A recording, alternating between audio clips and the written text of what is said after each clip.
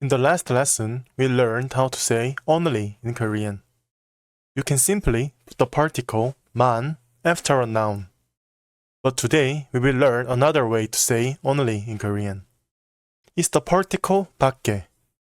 밖에 is used after a noun to add the meaning of only. The word that comes before 밖에 has a nuance of being very small or few in number, and a negative form like 안, 못, 없어요, 몰라요 must follow it. Now, let's look at some examples. 2명밖에 안 왔어요. Only 2 people came. You can see the particle 밖에 is used after the noun 2명. So it's saying only 2 people, but with a negative nuance. 2 people feel like nothing. Maybe you expected more. And also, the word 안 is used here, which means not. So it's a negative sentence. 오늘 사과 하나밖에 못 먹었어요. I could only eat 1 apple today. You can see the particle 밖에 is used after the noun 사과. So it's saying only 1 apple, but with a negative nuance. You must be very hungry because 1 apple is obviously not enough for a meal. And also, the word 못 is used here, which means can't. So it's a negative sentence. 집에 라면밖에 없어요. There's nothing but 라면 at home. You can see the particle 밖에 is used after the noun 라면. So it's saying only 라면, but with a negative nuance. You must be upset because you're hungry, but there's nothing but 라면 at home. Maybe you've been eating 라면 too often and you're tired of it now. And also, the word 없다 is used here, which means there is no. So it's a negative sentence. 현수는 민지밖에 몰라요.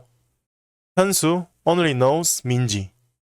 You can see the particle 밖에 is used after the noun 민지. Here, the word 모르다 is used, which means don't know. So it's a negative sentence. But actually, there is a special rule. Even though 아니다 is a negative verb, it cannot be used with 밖에. And also, 밖에 cannot be used in imperative or propositive sentences. 정현은 일본인 밖에 아니에요. You can't even guess what this sentence is trying to say, because 밖에 cannot be used with 아니다. 10분밖에 주지 맙시다. I cannot even guess what this is trying to say either, because 밖에 cannot be used in propositive sentences. 10분밖에 주지 마세요. I cannot even guess what this is trying to say either, because 밖에 cannot be used in imperative sentences. Lastly, let's see the difference between 만 and 밖에.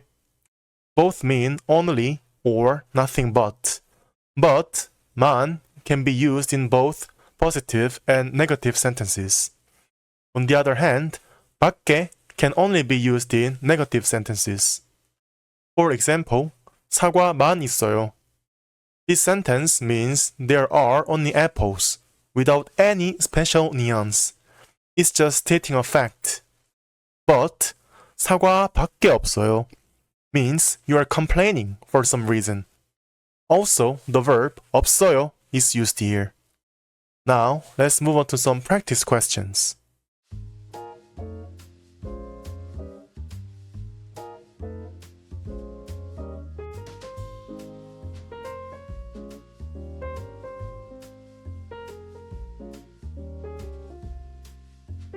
I drink nothing but water.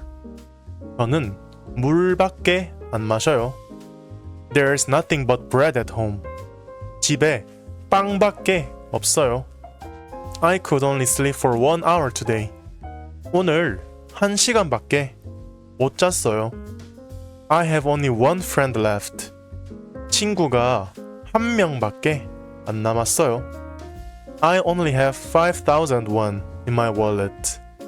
지갑에 5,000원밖에 없어요. I can only speak a little Korean. 한국어는 조금밖에 못해요. I only watched that movie twice. 그 영화는 2번밖에 안 봤어요. I only have 10 minutes today. 오늘은 시간이 10분밖에 없어요. He knows no one but me. 그 사람은 저밖에 몰라요. The cat eats nothing but tuna. 고양이는 참치밖에 안 먹어요. Today we learned another way to say only in Korean. That's it for today's lesson, and if you have any questions, please leave them in the comments. Thank you for watching.